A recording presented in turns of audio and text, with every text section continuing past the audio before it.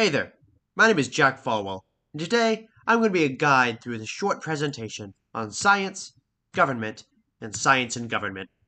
On this journey, I will show you how scientists work in government in order to better society as a whole.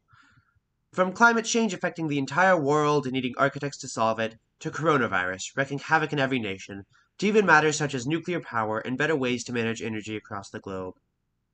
So, how does that scientific expertise in government work?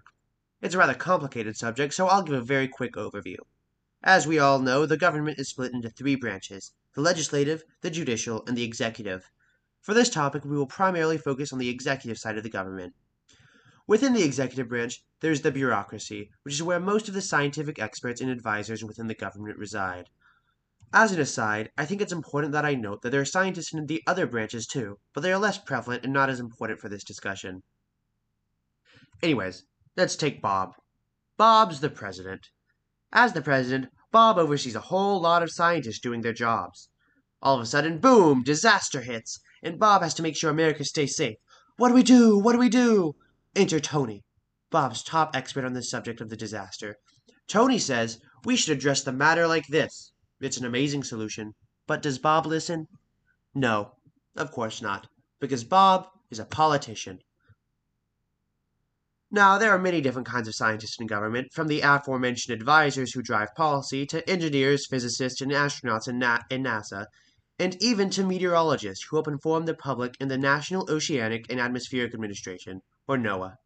These are just two organizations out of a vast multitude of different organizations with many different roles.